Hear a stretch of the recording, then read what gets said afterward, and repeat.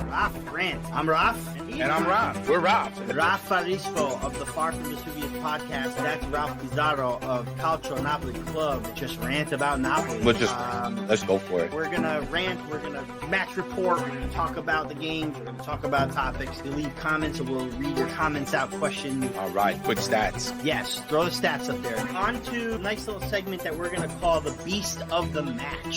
Who is beasting it for the Napoli team? Let's see. Follow us on Facebook, Raffaele Rispo, Ralph Pizarro, Twitter at RaffaNapoli83. That's me. CNC USA 26. I want some feedback to the show. What do you guys want to see? What do you want to see less of? This is just going to be a show for you guys too. I want a lot of comments. We want to rant about something. Let us know if you want us to rant about something. I promise you, we're not going to agree on everything all the time. We won't. We're going to yell at each other every now and then. Come and rant. This is what it's for. We want to give you a space to let loose so you can do it here. Well, that's going to do it, Ralph. Were we boring enough for you? I don't know. I think we were great. Let's get to it. Maradona, Carmen, aiutici tu.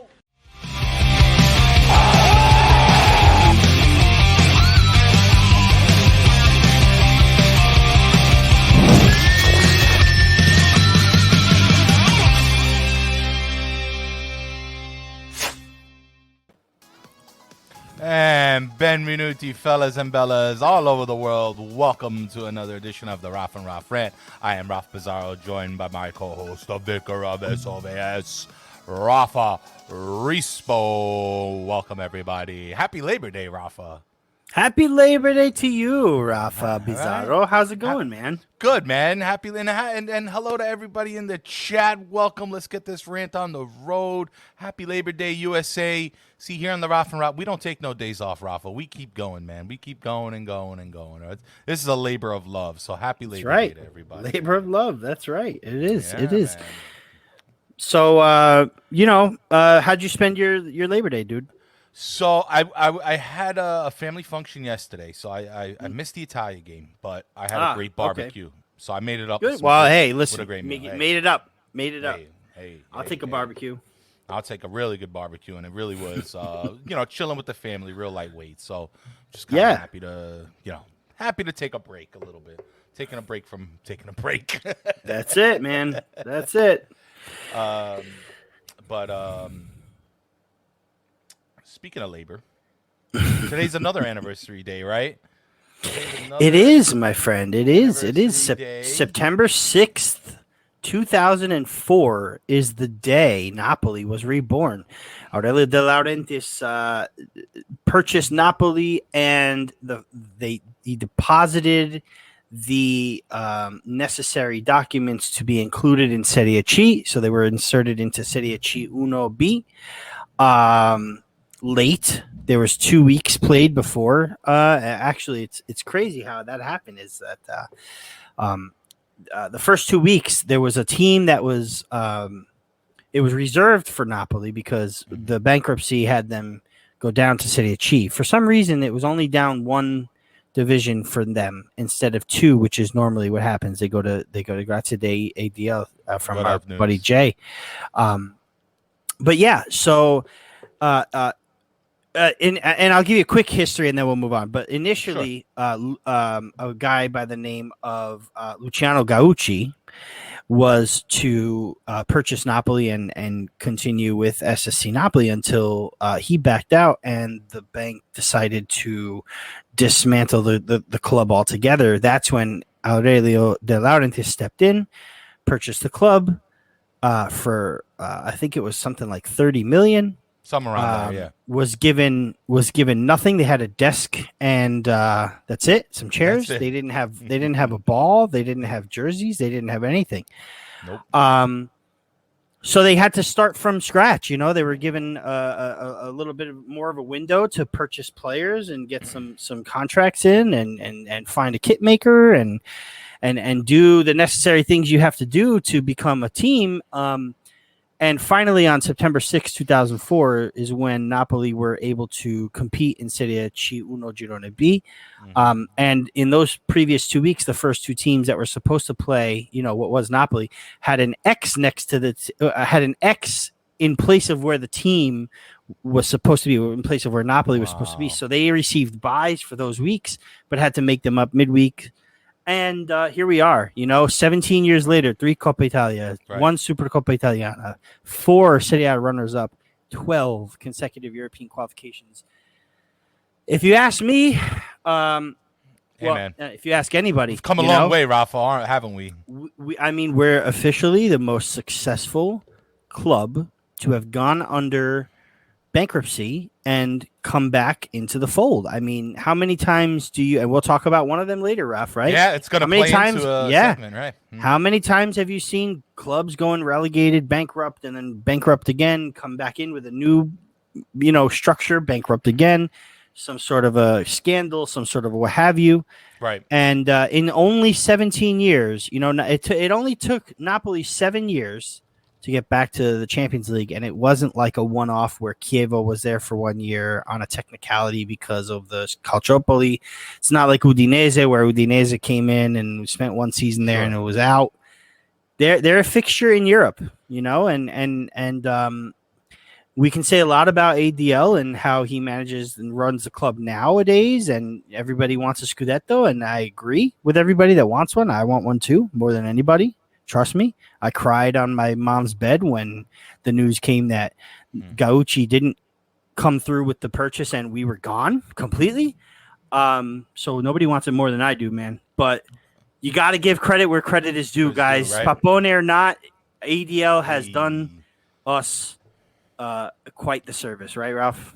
No, Papone ain't easy, baby. Papone ain't easy. I'll say one quick story and then we'll move on. But go ahead, yeah.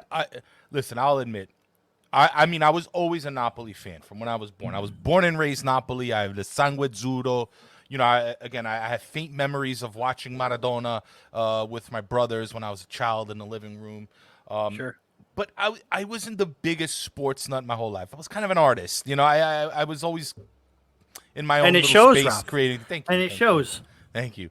All those years finally paying off, But I always loved Napoli, and I was in Napoli 1 year. I was with my uncle, and this was, man, I'm not sure, maybe 06, 07, 08, somewhere around those times, like before 2009. I remember that, and I remember my uncle telling me, "Hey, Napoli got," and I asked him, I was like, "Uncle, Zio, what's going on with Napoli?" He was like, they got a new president, and he's doing these things now. He's bringing Napoli back. And, he spoke highly of him. He continues to this day. And I remember he put the game on TV, and I watched the whole game. And this might have been my first whole game on TV that I've watched with Napoli, Raffa. And and from that day on, I had the bug. I had the Napoli virus. I was hooked. And I'll never forget that day. And from that point on, not that I'm not an op, but at that point on, I was a follower. I was a believer. And I gotta admit, it was because of this. So you were more of a casual fan, right? You were like, Napoli. Yeah, I like Napoli, but that's across the board for all sports, Rafa. It's not just like I'm just a casual sport person. Right. But I've always loved Napoli, the city, the culture, the food. My whole family's there. We used to go every year as a child up until, I don't know, my teenage years. And then I had, as I got older, I started going, instead of going with my mother as a child, I started going on my own, and I started gaining friends. So I love Napoli in general. Anything Napoli I love, and that's why I'm here. But the team is such a part of that culture that you kind of have no choice but to, love the team as well. So the fact that now we have competed in the top flight of Serie A Calcio for this many years, and I want a Scudetto just as bad as the next person, Rafa. I mean, and I know your history, Rafa, watching this team when you said you were watching them at Serie A C, and I just respect that so much. But the fact that we can enjoy this, man, has been such a joy for me. And look where we are now. We're making shows. We're writing articles. We're doing all these things because of Napoli, because we're up here, and because of what ADL has done. Is he perfect? Nobody's perfect. Can he improve on things? Are we critical? Yes, but come on. We get to enjoy this great Napoli, and I'm so appreciative because, without it, who knows, man, So, and it's really quickly, it's a funny thing that you said, what you said. You know, you take a team. You said we've been competing in Serie A ever since. You know, 2007-08 was our first season in Serie A under De Laurentiis. So we're talking 15 years ago. We're talking that's 15. This is our 16th season, right?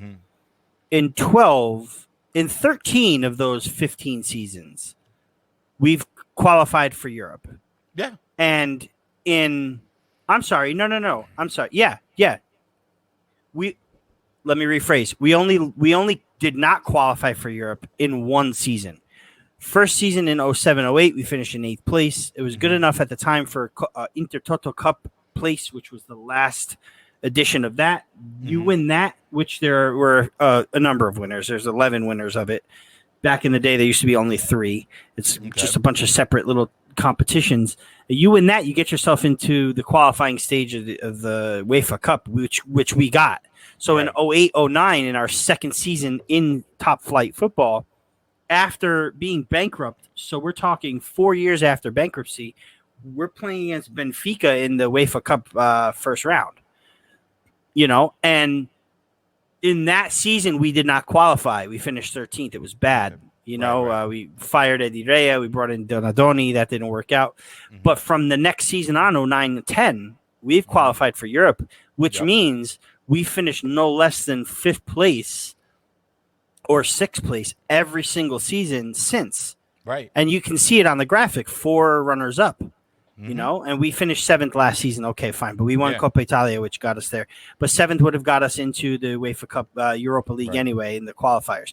But the point I'm trying to make is that, like, we could easily have been, because once we got promoted to Serie B, along with Juventus and Genoa, we could easily have been like, you look at all the promoted teams that come up now. They're like surely to be back in relegation zone. Right. We picked up guys in Serie A like Ezekiel Lavezzi and Marek Hamsik, and nobody's heard of any of these guys. Hamsik people knew from Brescia because Napoli played against Brescia in Serie B, but nobody heard of Ezekiel Lavezzi. Sure. Nobody heard of Marek Hamsik. Sure. We took a Juve reject in Marcelo Zalayeta. You know, Walter Gargano. Who's that? You know, like these are guys that we purchased and brought into the club. And you know, aside from the upside that Hamsik had, there was no. I don't remember really anyone saying that we're going to finish anywhere in the top 10 that season. We finished 8th place. Right. We knocked Milan out of the Champions League at the last day of the season. Our defeat, our victory against Milan 3-1 at São Paulo was the last match of the season. It knocked Milan out of Champions League. They finished in 5th place that season. Right.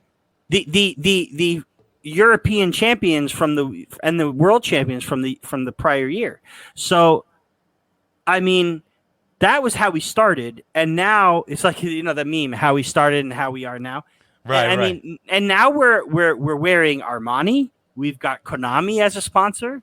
We've played in countless Champions League matches and countless Europa League matches. Made to the Europa League semifinal. Didn't put that in that graphic. We came to the U.S. after years, right? Came to the U.S. Yeah, exactly. Big deal. And yeah, you know, a little tough, rough patch, but who doesn't go through it? We could easily be Genoa.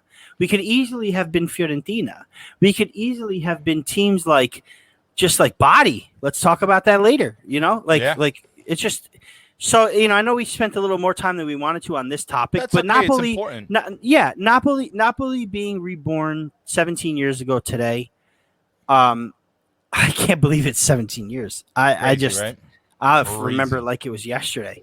Seriously. But it was such a unique time because obviously, nobody wants to go back to Serie C. Nobody else wants to go back to those days. But I have fond memories of struggling to watch Napoli and making it a priority to do anything I can to watch it. Now it's just so convenient, you know what I mean? Yeah. But it made it so much more special for when we finally broke through and got back up to top flight football. And you know what? Listen, it's. Let's get a big like for that. Yeah, guys. Let's get a big like. P. Scala really does make a great point here. All things considered, we are blessed as fans. Yeah. Of course, we know what we need to do to win a Scudetto. Of course, it's frustrating. But tell that to all the 19 clubs every season for 9 straight years that tried to take Juventus out. Right. I mean, come on. You know what I mean? It's unfortunate that our rise in top flight football was parallel to Juventus's dynasty. You know, Right. The greatest team of all time. Hey, we were at least we can say we were the anti-Juve. We were the anti-Juve. So, that's right. So yeah. So if you're listening at home, if you're here live with us, or you're watching on the replay, or if you're in our audio from Far from Vesuvius, hit like, hit share, give us a comment, tell us how you feel. What was your most fondest memory? Help support the channel. It'd be great, man. It really helps us out to get out there and bring you more content, guys. So please show some love. Show some love. Raffa, What's up? We had a Labor Day game today, right? We'll get into that first today. Napoli plays Benevento. Loses, what was it, 5-1 or something? Yeah, No alarm. Listen, after talking up the club for being such a great club on their anniversary, we go to this debacle of a friendly. Did you see Twitter, by the way? Before did you? I did it was not. Like me, Thank God. Johnny, No. Insalada, Mohamed Salah. We started trolling ourselves. It was great, man. If you're on Twitter, check it out. It was like Bizarro World. We were just slamming the team. Matter of fact, But, I want Johnny and fun. Salada. Do me a favor and message me when you get this on however you want to. Message me, message Far from Vesuvius, message us. We want to talk to you. But anyway, yeah, no, I didn't see it, man. Actually, I'm going to be quite frank. I saw up to the first goal, and then I was kind of busy doing other things. Like I got to leave work, but I was on my way home to kind of stream it. Mm-hmm. But then I realized that I had a few things I had to do, very important things. We've got a birthday in the house coming up, so I had it on, and it's Allie's birthday on Thursday. Allie, so happy birthday, Allie! Yes. Happy birthday, Allie. So I had a few things to do, and I had it on my headphones. I had the YouTube link playing. It was illegally streamed. I won't give the link up, of course not. No. But it was on YouTube, by the way. Yeah, it was on YouTube. We're watching it on YouTube. Who can't find it? Yeah. But and I just wasn't, dude. I wasn't even into it, man. Like I didn't even really. I knew what we were getting out of this. We were getting just getting the legs moving. I think it's a really good idea to have a friendly, especially when there's not that many of our team called up to national duty. I think it was a great idea. I think it could have went a little better for us, but all in all, man, like I know, listen, preseason friendlies, you kind of want the results, but you also know that it's just to see what you have and just to get ready for the season and just to see what kind of like performance we've got. The cons of putting a friendly right in the middle of a international break is that these guys are trying just to not get hurt. They're jogging, dude. Right. They're exactly. Jogging. I was going back and forth with my brother Raffa. He was like, "Why isn't he?" I'm like, "Raffa." I'm like, "Joe, he doesn't care." But I want to put this one up. Because I'm sorry, I was laughing, Raffa, but I was laughing at P. Scala's comment here. Mario Rui at CM. Yeah. That's all you need to know about this game. I mean, dude, you saw the squad list had 3 midfielders. And I'm like, who are the other 2? I know who the other 2 were, but still, it's like, come on, man. 3 midfielders. What are we gonna play? A freaking 5-1-4? Like, 5-1-5? What are we playing? 1-1-1. Don't play it down, Rafa. Carmelo says, not slamming the team, but let's talk about how deep the squad is not. No. Wait. Hold on. No, Carmelo. Listen, hold on. Listen, dude. Go ahead, Rafa. The squad is deep. The squad is deep. We also haven't seen our new 3-foot pool, public pool deep. Yeah. But it's deep. Deep enough. Yeah, kiddie pool deep, but deep. Listen. I'm not saying that a ton of injuries and like players missing from the squad means that our depth is going to win us a Scudetto. But what I'm saying is our squad is still pretty deep. We did bring in Anguissa, who's out with Cameroon, who hasn't even come to the Napoli yet. You know, and come on, dudes. The bench played, and they didn't play to win, man. Well, hold on. But before it wasn't even the bench, Raffa. Like 60% of these people is like the Primavera. Well, that's what I mean. In the second half, and again, I didn't see it, but I read some stuff. Second half was actually better. The than second half Kids played hard, man. Yeah, they played hard. But again, anything. play the kids. They got trounced in the second half, 3-1. Well, no, that was it not. It was like yes, it was. Well, one of them was a penalty kick, I believe. But Rafa, this is how I saw it. You had Petagna who was walking up and down the field. Now, Carmelo, to kind of respond to what he said here, I get where he's getting at, but here's the deal. Don't forget, I'll give everybody the benefit of the doubt for left back and not having another backup and yada yada yada. Juan Jesus today in the center was. I don't know how to feel about that. I'll be honest. Like I'm a little worried, but it was also like his first full game played with the team in a little while. So some people they got to get their legs under them. They got to get warm. Dude, I know what you're saying, man, but you have to. As far as Rafa, remember, no Deme, no Zelinski, no Lobo. That's 3 midfielders. Plus we got Ruiz. Plus Elmas. Unas will get into it, but he played today. But again, he's another guy of depth because in front of him you have Politano, Lozano, Insigne. We still got Mertens that needs to come back. We still have Osimhen. We still have Rahmani, who hasn't seen a minute yet, who can get some playing time. And then this other Costanza. He was actually I don't know where he came from. Costanza's he's a Primavera player too. Is he? Yeah. He showed some pace. Okay, but that's what I mean. Like you're gonna get the kids playing hard, but those are Primavera kids that are playing against a Serie B team in Benevento that have something to prove. Right. They came in with something to prove today. They did not treat this as the friendly that we they didn't treat it in the same respect that we did, where it was simply just to get some juices to continue to flow while the main squad, the main rosters out on international duty. Like you've got match fit players coming back from international duty and a possibility that maybe Marfella might have to play in net, please God no, but maybe Marfella might have to play in net against Juventus because of the whole Ospina thing. You had to get his adrenaline going. You had to get some sort of a match fitness in. And I think it was a really good idea that we do that. Now, granted, it was Benevento and Benevento. It's but they also had their starting striker of Benevento. They had starting today. Players. We had our Petagna, our third string striker today starting. They had legit starting players on their 11. Like their squad. And just because they're Serie B doesn't mean they're weak. They still have chemistry. If you're going to sit there and tell me, if you're going to sit there and tell me that Lozano, Politano, Fabian, and Manolas, the players who are normal regular starters, and Mario Rui, who are normal regular starters, are going hard AF against Benevento in a friendly before Juventus, you have got another thing coming. This loss means absolutely zero to me. Nothing. Yeah. It doesn't alarm me, not even a little bit. It's annoying, yes. And I even texted my cousins, and what's going on, and I said, I know it's a amicable, but damn.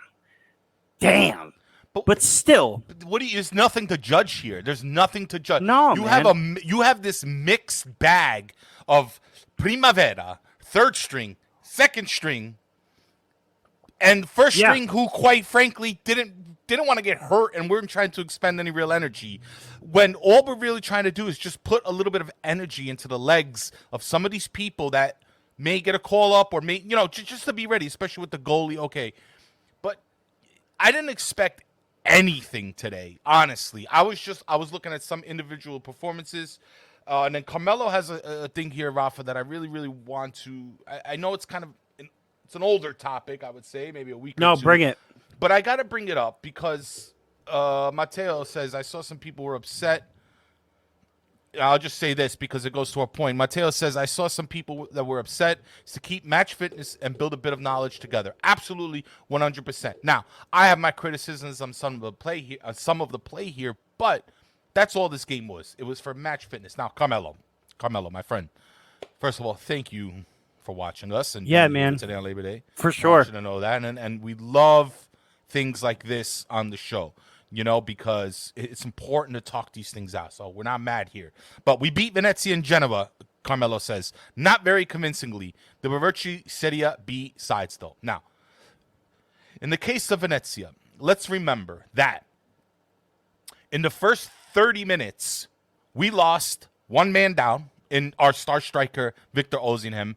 And then we lost our starting midfielder in Zielinski. Okay? Star midfielder. Starting star, Superman midfielder, Zielinski. Okay, the Polish wonder was gone in the first 30 minutes, and so was our star striker. Our whole game plan, at that point, we had to play damage control, Carmelo. Okay? We had to play damage control. We had to move Insigne to the center, which is not necessarily his strongest role. Yeah, he can do it. He's been trying it with Italy. He tried it against Genoa. We'll talk about that. But that's not his forte, per se. So in that first half, things went boop, things kind of turned upside down, and then damage control. It was the worst. We had to get out. It was the worst. Yeah, it was the worst half that one can have without first day. being down on the. Yeah, it was the worst start to a season that one can have without going down a goal at halftime.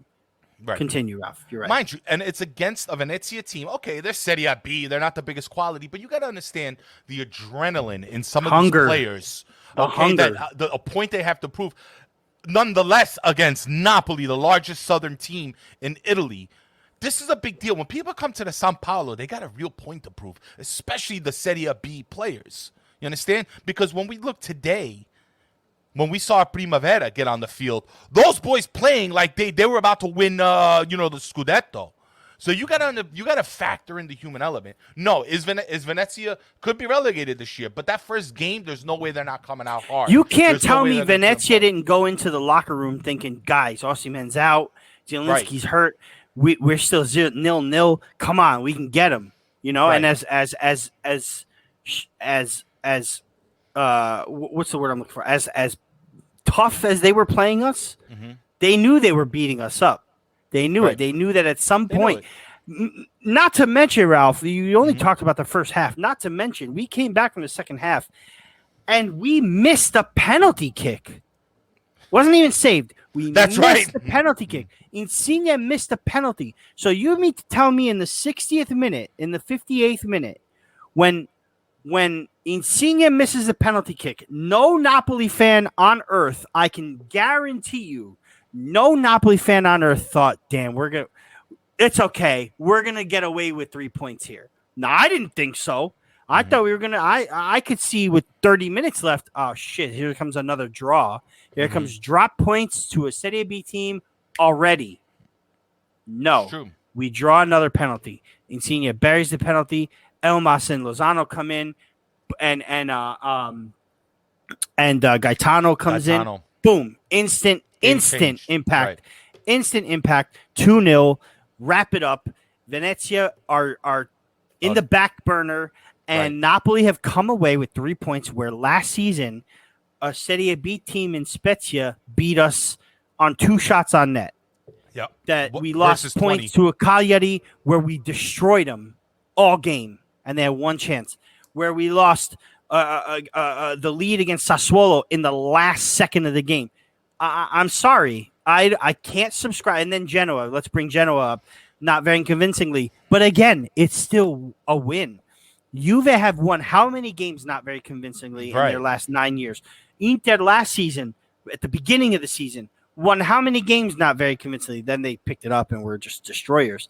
But this is the mark of champions, and if it doesn't matter how unconvincing they are. They got through it.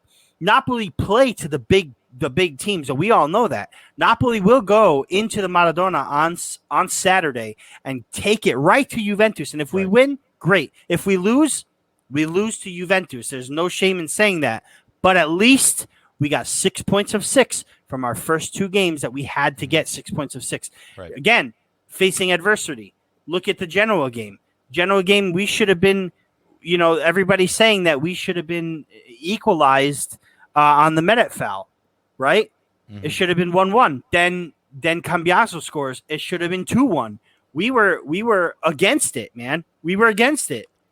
And in the 84th minute, who comes in? Everybody that says shouldn't even see the pitch, Petagna, comes in and gets an assist from Mario Rui, nonetheless, and we get the win. So I'm sorry, Carmelo, I can't subscribe to the fact that here we go. It's what did he say? Go ahead. Good points. I'm from the Maradona era. I get frustrated easily. I was from the Maradona era as a child. I saw Maradona from 89 on. Late 88. That was my first memory, was late 88. So I know, I get it. I'm also frustrated because I was a product of the 90s, which was terrible. I was a product of the 2000s, which started off great, but then ended up being awful, dismal. And I get it. I get where you're coming from. But also, you have to look at the other side of the fence, man. You have to. It's like people telling me how Insigne didn't play a great game yesterday against Switzerland. And Locatelli was man of the match. For me, it was Insigne. Maybe I focus more on watching Insigne with Italy, and I know how he performs.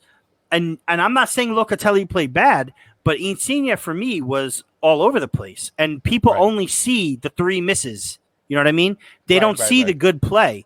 You know what I mean? Playing his heart out. So you have to look at it from all perspectives. I never said Locatelli played bad. I'm just saying I think Insigne played better because that's who I looked at the whole game.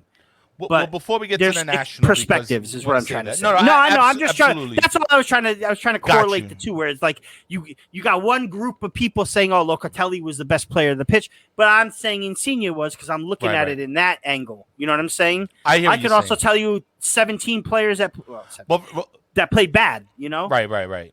Well, listen, I'll play a little devil's advocate with Carmelo here a little bit. You know, as far as like being convincing and all that, I'll tell you where I wasn't convinced. I'm not convinced at Insigne playing a false 9, nor am I convinced with Lozano playing on that left wing. I would have liked to see the opposite happen. I would like, and I saw it today. All right, Lozano was a disaster on the left side. He kept going to the middle, having to switch with Petagna. And I could just see, like, if naturally he's gravitating towards the middle, gravitating towards the CF, leave him there. Because really, Raffa, I'm not the most enthusiastic about Lozano's ball handling skills. I think against Genoa, he was completely out that game. He just was not utilized correctly. Well, besides the 2 chances he had to score, he had the header early in the game that just went over the bar, and then he had the shot in the second half after the foul. After the disallowed goal, that could have made it 2-0. Almost did. But I get what you're saying.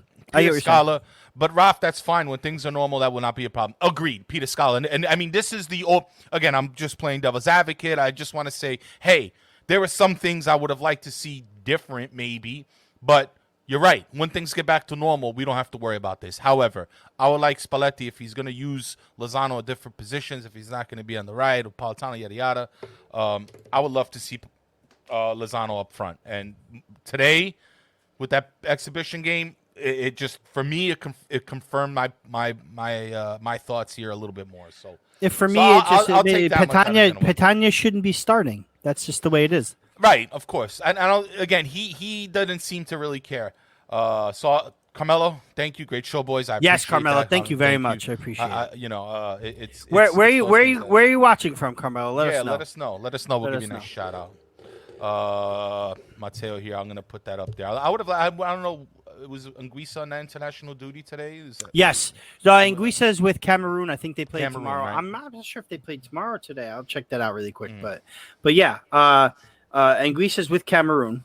Want to get into international really quick? Is that what you want to do? You want to just segue in? Do you want to segue into international? I don't have a whole lot on it. I'll be honest. So if you got a couple points, Rafa, that's okay. Ahead, I'll bring it up really quick. I mean, okay. Yeah. Osimhen played with Nigeria. Melbourne. Aussie. All right. Oi. So Australia. So right now it's morning. Awesome. Is that right? Is it right? Is Are you eating morning? breakfast, Carmelo? What's going on? Yeah. there? What's for breakfast? Let us know. Breakfast? What do you? what do you eat for breakfast? He's gonna be like, eggs, dummy. Eggs, dummy. What do you Bacon. mean? Bacon. Bacon. Oh man. Anyway, all right. So Osimhen played. He said morning. Yeah, Osimhen played and started with Nigeria, and that was yesterday. 2-0 to Nigeria in their first Cornflakes. Okay, cornflakes. There you go. Thank you. All I right. love cornflakes. Nice, Dude. oat milk. Oat milk and Do it. cornflakes? Or Do milk it. and cornflakes. Oat milk. I'm telling you, oat milk has similar consistency to milk, regular milk, like maybe 2%. But I'm telling you, it's really good, very good. Okay, do it and healthy. I'm trying losing weight. I gotta fit properly into this drip. How I gotta do something. Yeah, right. But yeah. But anyway, yes. So Osimhen played, Koulibaly played. They each won their openers. Today was Cameroon, a loss to Ivory Coast 2-1. Zambo Anguissa did not start for the team. As a matter of fact, yes, he did. Yeah. Yes, he did. He played. They lost. Cameroon lost. Lost 2-1. Yep. Against who? Against Ivory Coast. And that is their second qualifier. They are now a win and a draw, a win and a loss, second place to Ivory Coast in the group with Mozambique and Malawi.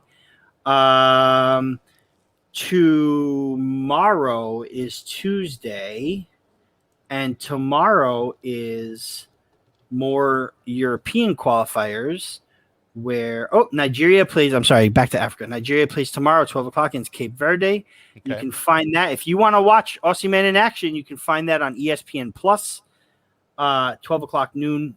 Let's see, Senegal play tomorrow as well, 12 o'clock noon. ESPN Plus as well. So what's cool about ESPN Plus is you can do a split screen and watch Koulibaly and watch Osimhen at the same time, which is probably what I'm going to do. I'll be at the shop. Like Christmas. Awesome. Yeah, man. Yeah.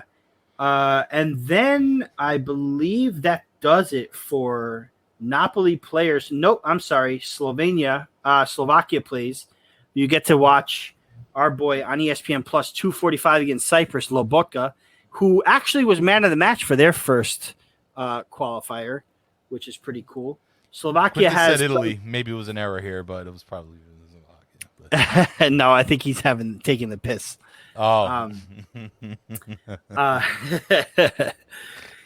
Anyway, Slovakia is kind of in a must-win. They have to win their game against Cyprus to get them to try to hang into qualification over there. Also, Slovakia, Hamsik is on Slovakia too, which we always like to follow him. That's tomorrow. Wednesday is Italy's next game. You'll see Insigne and Di Lorenzo play against Lithuania from, I believe that match is it's definitely in Italy. I just don't remember from where. But anyway, that's it. Italy played 2 matches so far. Yesterday against Switzerland and last Sunday against Bulgaria, and it's a 1-1 against Bulgaria and a 0-0 against Switzerland. But Italy are now the world record holders for consecutive matches unbeaten, which is awesome. And I gotta say, after winning the Euros and then completing this feat, I'm not too upset. It does really kind of put a damper on our qualifications. Kind of like we have to win our last 3 matches, right, to qualify. Don't forget, next round of FIFA international matches, Italy do not play in a qualifier, so that gives Switzerland a chance to catch up. If they win all their games, they will take the lead on us, but we play Switzerland again in October, so we have to win all our matches to get, depending on what Switzerland does anyway, to get to top of the group, which is automatic qualification for World Cup. Next break in October is Italy's Nations League semifinal against Spain, and they play the winner of France-Belgium in the final if they win that. So hopefully Italy gets another trophy, and Insigne and Di Lorenzo and crew can pick it up. While we were out in international break, Meret was diagnosed with the back injury, and Ospina twisted his ankle, leaving us in doubt with a goalkeeper situation. Yeah, tell me about it. That had us friggin' real nervous, didn't it? Shit, man. But even had maybe we can talk about this too, Ralph.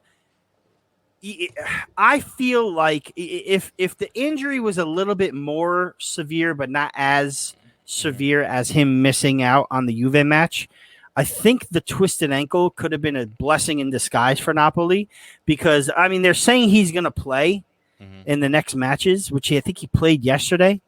Yeah, he did play yesterday. I believe they were losing as last time I checked. But anyway, he's going to play that Thursday match. And he's got to take a plane back to Naples and play again against Juventus. And it's the goalkeeper position. So it's not an outfield position. So maybe it means that he'll be fit to do so. But at the same time, man, you got to play at night and then travel and get to Naples and gear up for a game against Juve. That's rough, dude. That's rough no matter where you play on the pitch.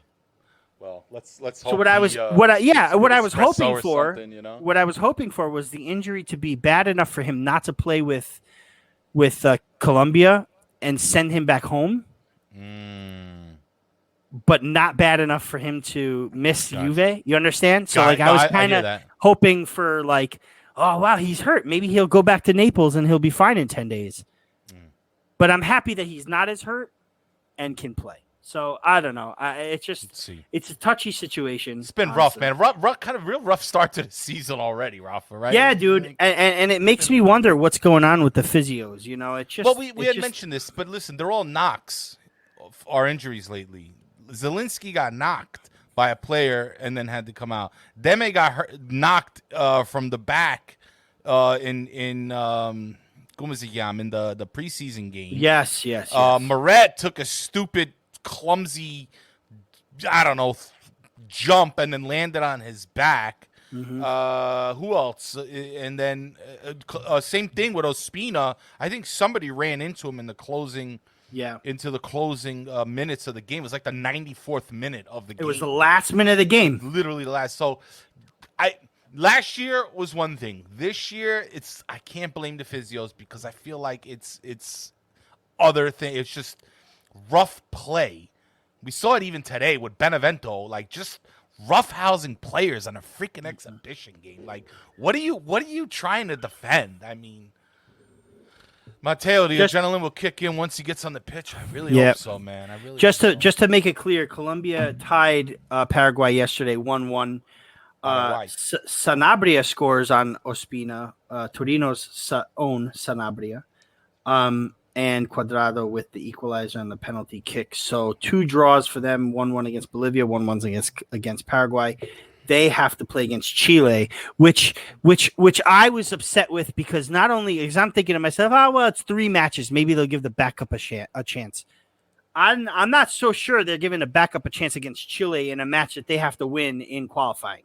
So really, I mean, they sit 5th place on 8 matches played with 10 points, and Brazil and Argentina have a match in hand. So Uruguay right above them in 4th with 12, Ecuador with 13 and in 3rd. And 5th place gets you a playoff, a cross-continental playoff match. So they want that automatic qualifier. They got to play Chile, who are no slouches, but sit 8th with 7 points. And, you know, Chile is Chile. There's no way Ospina's not playing that match. Yeah, there's no way Ospina's not playing. That's their dog up in the Colombia. They're not playing that. They're not resting him for that. So you'll have Ospina playing Thursday night and then Saturday afternoon. Man. Well, so let's hope for all good things. We'll certainly keep you updated about that, Peter Scala. We'll touch on that in a minute because we want to get into something a little new that we did. We're calling it Napoli Outskirts because this week, as I was kind of browsing all the different news in the week off, I noticed all this little random news that was kind of happening with maybe not necessarily Napoli the team, but relating to Napoli. So we turned it into a segment. I'd like to introduce it to you right now. It's really fun. Hope you enjoy. So stick around. And check this out, guys. Here we go.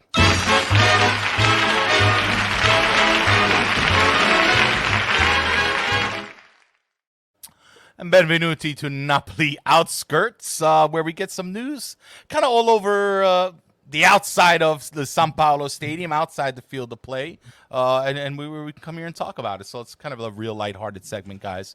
Hope you enjoy it. But Raffa, first things first, something really fun. Let's get a little bit of jazz music. All right, what do you think?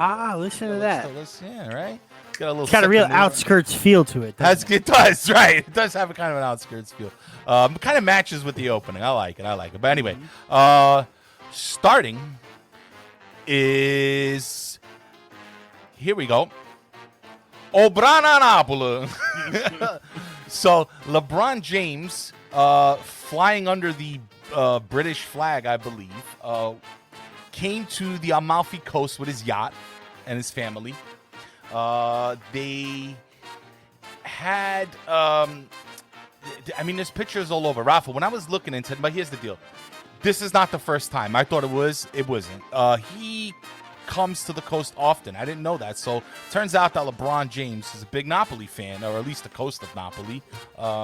He's a fan of the Amalfi Coast. Of the Amalfi Coast, pretty much. He's a fan of the scene, the scenery, right? Who wouldn't? It's one of the most beautiful port cities in Italy. And there's video of him walking around in like Capri. I think he went to right on the outskirts of Napoli. Right. So there's Obrana Napoli. He comes with the fam. He chills down south. I thought it was really cool. I wanted to throw a little bit of light on it. And this is something that he's done often. So it's not just the first time or random. This is consistent. Now, considering everything that's going on, Raffa, our situation that we're having as far as the market goes, I was wondering if possibly ADL can give him a talk, and maybe we can use him for left back here. Recruit him.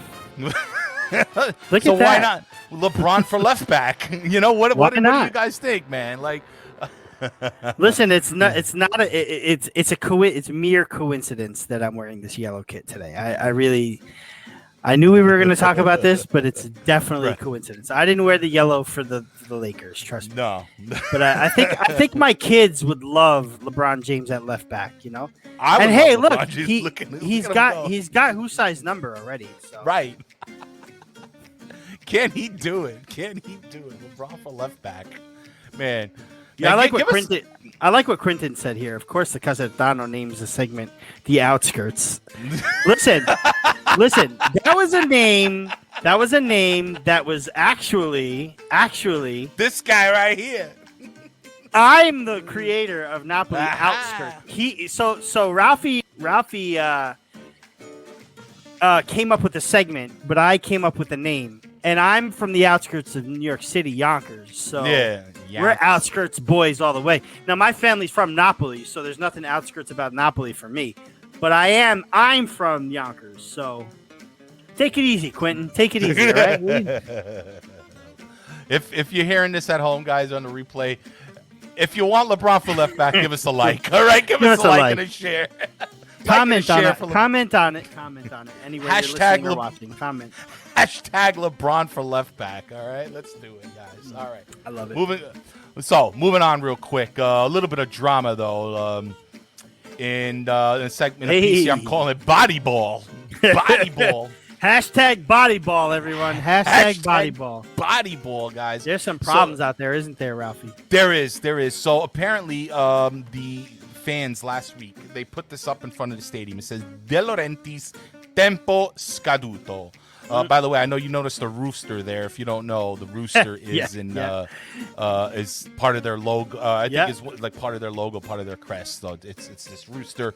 The team is called SSC Body now, not Body FC, because it's like a Phoenix club and all this other. They wear Kappa. And they have a water company as their main sponsor as well. They do. I'm telling you, they do. We love water apparently down south, don't we? So I don't remember the name of the company, but it's definitely a water company. Shit, I knew it. Don't matter. Either way, Poland Spring. But so either way, So the fans are real upset. Now, as we all know, De Laurentiis bought the team about 3-4 years ago. It was through auction, through a bid. He beat out like Lotito and a couple other guys. I think Cairo as well from Torino. And then he passed the presidency on to his son, Luigi De Laurentiis. And the big seller on this was the fact that De Laurentiis had made this promise to the tifosi of Bari that within 3 years, they would return to Serie B. Okay? Now, the team was in Serie B, and then they fell into bankruptcy. Because of that, you automatically go to Serie D. It's like you automatically get relegated to Serie D. They played in Serie D. They won. They went to Serie C 1 year later, the first year of the purchase. Mind you, it was a 3-year promise. Right after that year, the following year, rather, Bari reached the Raffa. They reached the final of the playoff to get into Serie B, where they lost. So they lost. So they didn't make Serie B the second year. The third year, they made it up to the first national round. Okay, because there's 2 or 3 different groups in Serie C. Yeah, okay, so it's there's about 3 groups. Right, so it's about 60 teams. Now the first place team of each team gets automatically promoted, and then like 2 through 10, I believe, all have to go to this like playoff. And it's a really intense playoff too. Yeah, it is. It's a very intense playoff. And the rules are crazy. I was trying to understand. It was hard. It took me like an hour to figure it out. It's very hard. But yeah, they go through this playoff and it starts with 2 preliminary rounds. Then they go to the 2 national rounds, down to the final 4, and then the winner of that gets promoted. So all those teams is one winner. It's pretty crazy. Anyway, we get to the first national round, which is 2 rounds before the final 4, and they lost 1-0. So another kind of upset for the Bari fans. And now like they're calling for his head. All right, because because they're not in Serie B after 3 years. And Raffa, here's the thing with me. Now, this poor guy, these poor De Laurentiis, they can't win no matter what they try to do. Here's a team that has been riddled with bankruptcies, okay? Prior to De Laurentiis, the De Laurentiis family obtaining the team. Okay? I mean, multiple times. Multiple times. I mean, at one point they couldn't find a buyer. Nobody bid on it. For it was maybe 5 years ago, 6 years ago, or something like that. Nobody wanted to bid on this team. They ended up with this like 2 dudes. It was like a former Serie A ref and like this Malaysian guy. Oh yeah. Okay. All right. That ended up buying the team. Right. Yes. And buying the team with a company called Creare. Yeah, Creare, I think. Yeah, something like Creare something, which basically was translated to create business. Okay.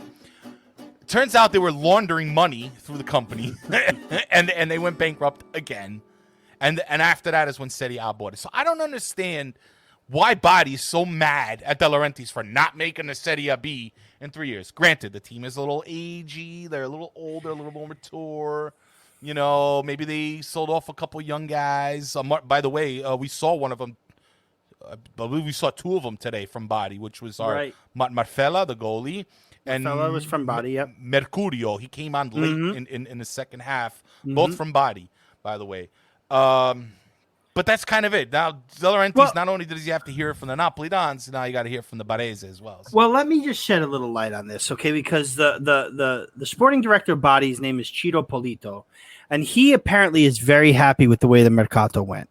I don't think it has anything to do, the fans, with how the Mercato went this season.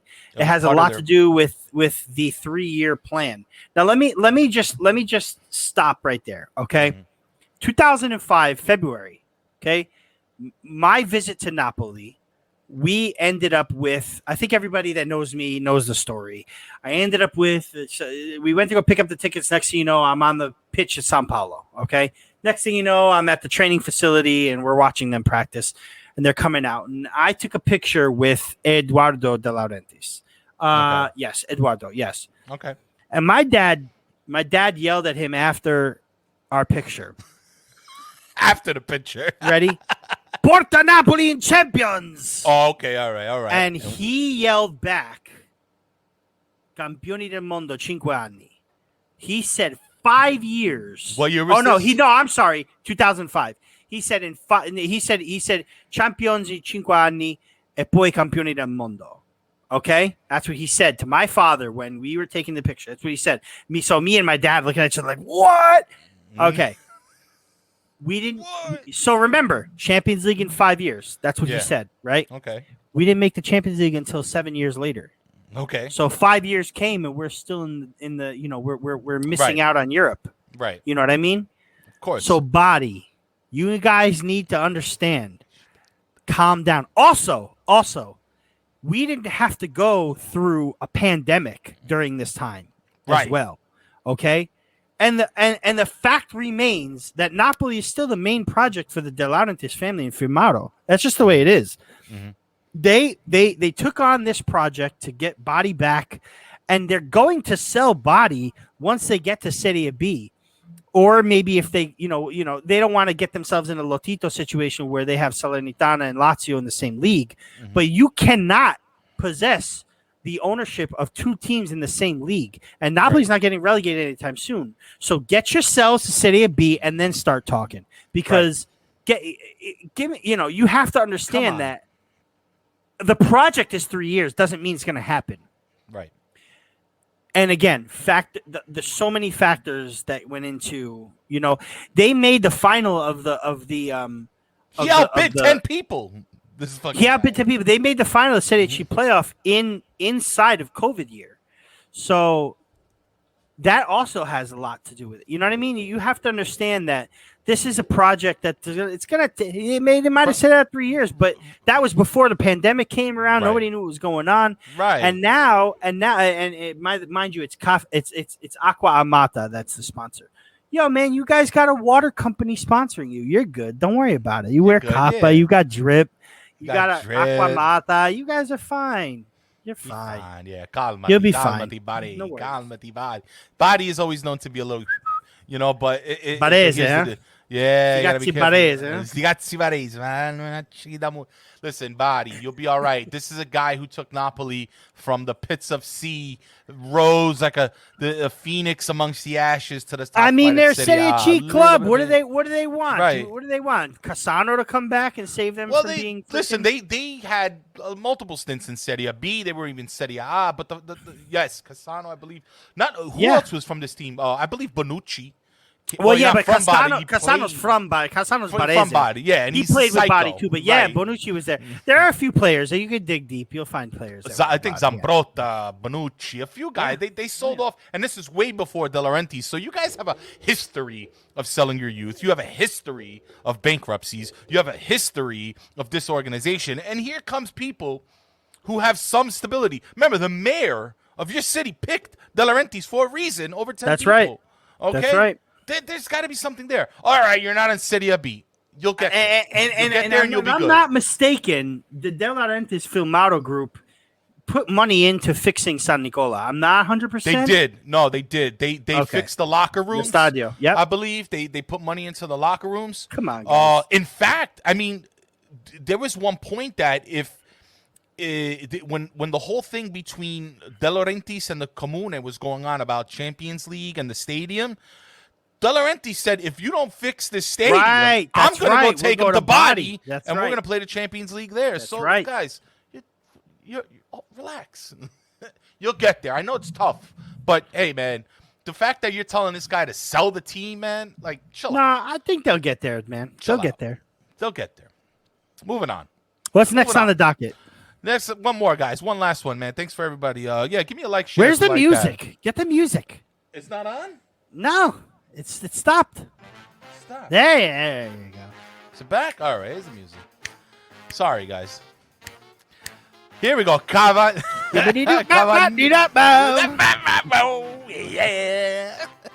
Cavaniente 7 per te.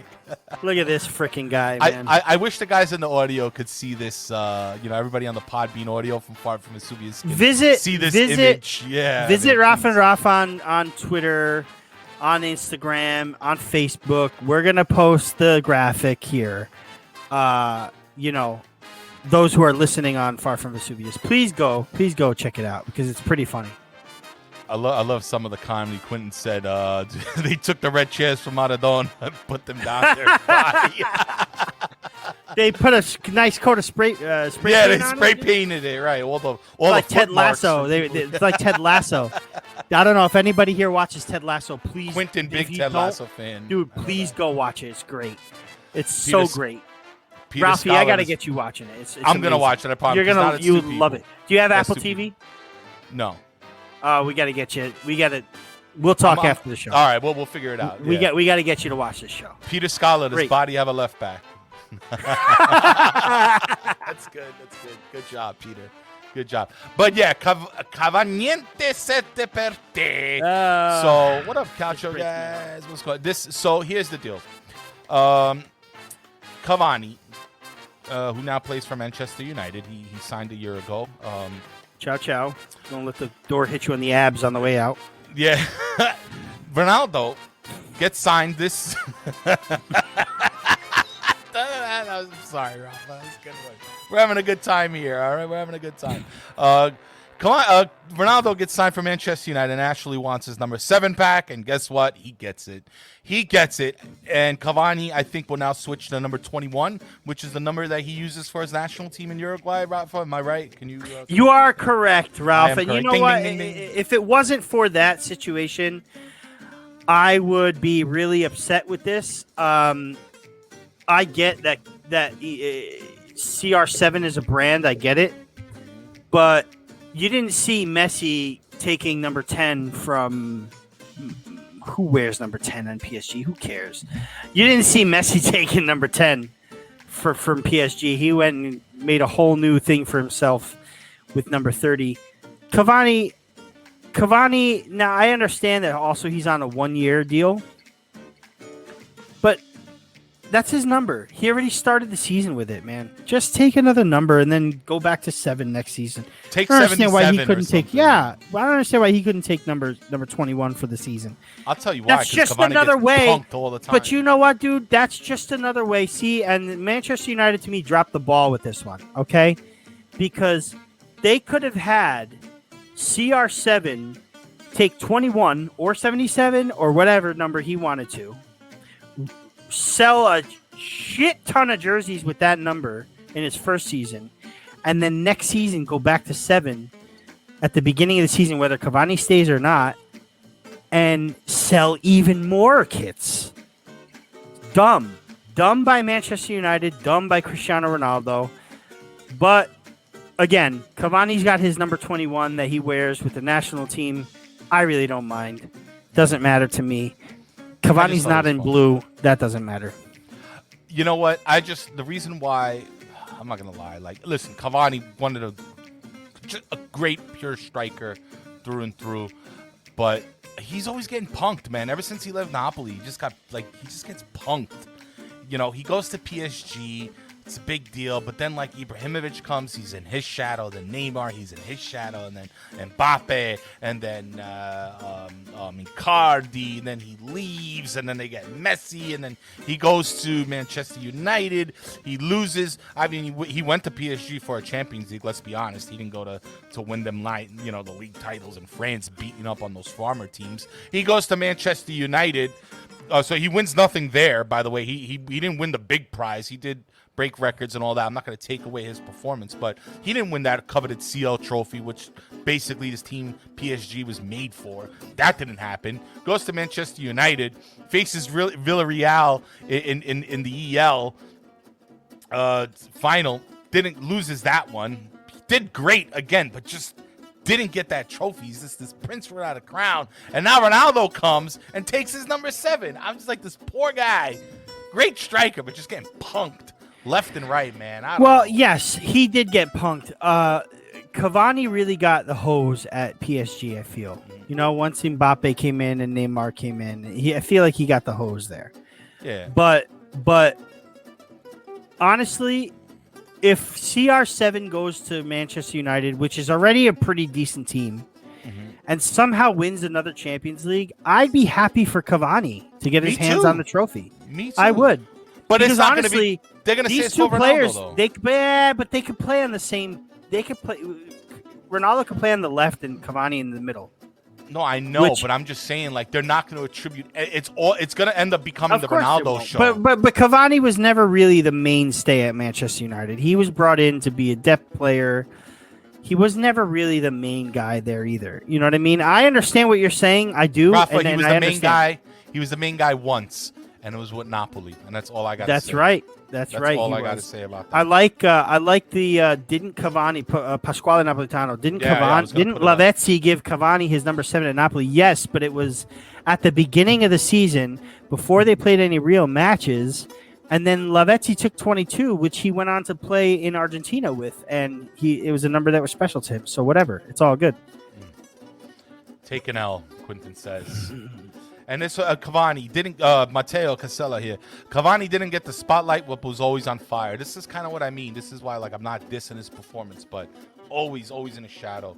Peter Scala, Lavezzi looked better with the 22 anyway. Listen, I carried the 22 around my neck right here. The numero di pazzo. The numero di pazzo. When Lavezzi took the 22, it was the happiest day of my life, and that's why he was one of my favorite. Napoli players. But that's it, guys. That's it for the Napoli Outskirts, man. I hope you liked it. We'd like to do more in the future. It's a little fun little segment. It was fun, right? It was fun, man. You know, absolutely. So, but Raffa, we're reaching about the hour mark. I think we're ready to go there. Lavezzi Ward. Quentin says Lavezzi wore the 22 for the 22-inch pythons, brother. Yeah. Still not 24 inches, brother. brother. What you gonna do, brother? Anyway, guys, I think maybe we should touch on our last subject really quickly. Really quickly here. We won't take long, but Napoli Juve is being played, and tickets. I mean, the ticket sales are still up in the air. I think the last thing I heard, Ralph, was that they were waiting for the day of the match, and they were only selling to Campania natives, which fine, I get it. It was like blue card holders and season ticket holders. It wasn't even natives. Mm-hmm. It was like you had to be in the special fan club to get them or something, or you had to know a guy, you know. Well, listen, we got that to take a look at and monitor, right? Mm-hmm. We also have the arrival of Zambo Anguissa coming in this week. Mm-hmm. We also have the decision for Osimhen, whether he's going to miss the game or not. That should be coming up. I mean, tomorrow. Usually Tuesdays are the days they do the Giustizia. So tomorrow we should probably know something. We haven't heard much, so it doesn't really make me. My hopes aren't that high up for it. Listen, we're our lawyer. I think we got a pretty good law team, bro. I mean, I think so. We got the Coney decision. I mean, come on, man. I heard something. Albeit it dragged out all season long. Right. Mind you, but we still got this the is a rush job. This needs to happen like now, you know. Right. Osimhen has to come back in. So. But hey, just like Genoa and Venezia and Coney, all this shit, we're gonna grind it out. We're gonna get this W in the courtroom. We're gonna have the Gianni Cocrino up there with the judge, and hopefully, they let Osimhen come Defense back. Attorney. Someone should get Joe Tacopina on the case. Joe Tacopina, owner of Spal. Oh, is that right? The defense attorney in New York State. Get Shapiro. Get somebody. Get Spitzer. I don't care. Get somebody, man. Let's get him back. But yeah, this whole big thing with the tickets now. It's like we can never just have. It was so funny when I was reading like, the Calcio guys. Johnny was saying it. Everybody was like, we can't just have a normal Napoli. You know, and shout out to the Calcio guys, man. The last two shows were pretty great shows, man. I listened to both of them. Yeah. Shout out to you guys, man. We got to get you in here soon. I mean, I know we had Johnny in here, but we got to get the other two guys. We definitely will. Top-notch dudes. It's coming, Couch guys. And you know what? They've been here from like the get-go. That's what I love about them.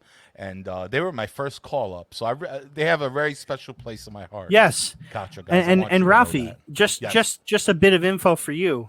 Yes. I'm going to break this news to you. Johnny Delicoli returned to the Calcio guys this week. Last week anyway, and on the September 1st episode that was released September 1st. I got a little catching up to do, but go on. He mentioned a nice little stat that he got from our show, but he mentioned how he heard it from the Far From Vesuvius podcast. So what he did was was talking about the transfers for Roma and Napoli, and he was kind of like grading their transfer market. Mm-hmm. And he overheard our boy Jay on the podcast talking about how Anguissa has 4 or 5 man of the match. That was on the Raff N Raff Rant. Awesome. But he listened to it on the podcast. So thank you very much, Johnny, for that. Thank you very much, Calcio guys, for what you guys do. Also, shout out to Carm, because the show before that, Carmine from Napoli Club Toronto, brought up how he got started with it and mentioned us again, Far From Vesuvius. Thank you very much to everybody who is listening, to everybody who's subscribing, everybody who's downloading. Please like it. Please share it. Visit and follow all of our social medias. And when I say all of it, I mean all of it. Far From Vesuvius, Raff N Raff Rant. Do it. Get it done. Because the Raff N Raff Rant, man, we work hard here, dude. And even on holidays, baby. Even on holidays, man. Every single Monday. Not even the post office working today, boy. Let me see. Is Christmas on Monday this year? Is Christmas on Monday, man? Let me see. Man. Nah. It's just the 27th. It's just the 27th. We'll be on. Maybe the Befana. We'll see. But don't matter. Day after Boxing Day. Joe, is the post office working today? No. No, post office was closed. No post today, office. Guys. No. Not the Raff N Raff Rant. Not the Raff N Raff Rant. So Luca's mentioning our mugs, man. We got to get this stuff out, man. Let's take a look. I got the blue one. Take a look, man. I want that mug, brother. Look at that. Oh, come on, dude. Wait. Yes, I'm sorry. You know coming out with I'm the custom king, bro. You got the exclusive custom. Bro. Yeah, dude. Bro. Yeah. Maybe if people really like them, I'm more than happy to make them, man. Listen, I told you what happened. My cat, I had the white one. You told me. My cat took it. My cat took it. So what do you want me to do? I can't find my cat. He bites hard. I can't do it. No. You don't want to. Let's get a big Forza Napoli. I'm going to put on some closing music, Raffa.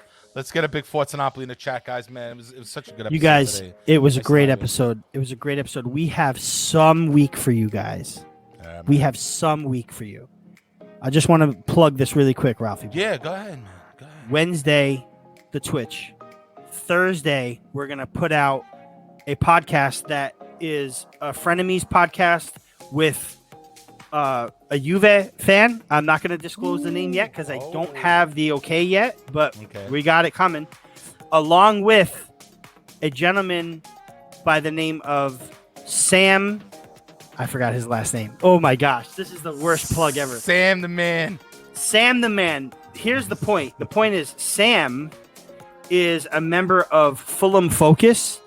Sam will be in. We've recorded last week, and I'm getting it out this week.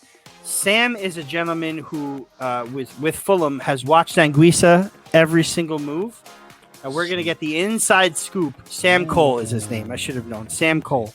Sam Cole is coming in to talk to us about Zambo Anguissa and how he will fare with Napoli, what he thinks of him, how he thinks the deal came out to be. It's a great news. Great interview. Great interview with a little bit of a surprise in there too. Sam is an Italian soccer fan, man. Little did I know.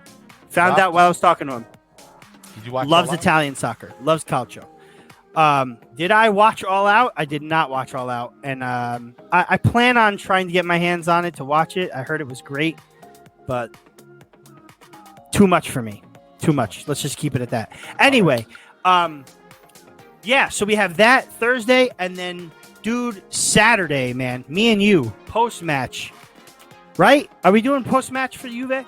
We're definitely doing the post match. Maybe a pre match if we get Rafi up a little early. Maybe a pre match. Oh, is it an early game? It's a 12:00 afternoon game. Oh, I can do that. Maybe do a little bit of an 11:30 post match. What do you think? I can make that happen. Pre match. We can make that happen. Hey, if the boys and girls want it, let's do it, man. I'm down. And then Monday the 13th, after the Napoli game, Monday for our proper rant next week. Right here. The one. It's going to be good. Only. Are we going to spoil it? Do you want to spoil it? Do you want to announce it now? No. Do you want to wait? Let's put the ad out. Oh. Yeah, let's build a little anticipation, man. We have a huge announcement coming this week. Yeah, man. Okay, he is locked and loaded. We are having him in here. Monday, same time, same channel, next week. But you'll have to follow. You'll have to subscribe. You'll have to do all that kind of stuff to find out who it is. It's not happening, Peter. I'm sorry. You watched All Out last night. You know all about surprises. We're going to leave it to the surprise, okay? Let's do that. What do you think? Yes. Let's do it. Let's do it. Yeah. Come on, Forza Napoli sempre. Let's get it Forza Napoli sempre, guys. No, we already went through it, guys. Everybody hooked us up. But thank you to everybody in the chat. Please don't forget to give us a like.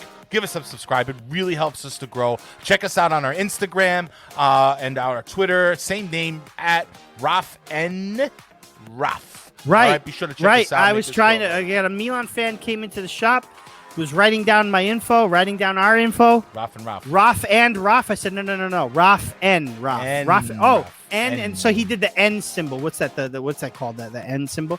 I said, no. N. Napoli. Raff. Letter N. Raff.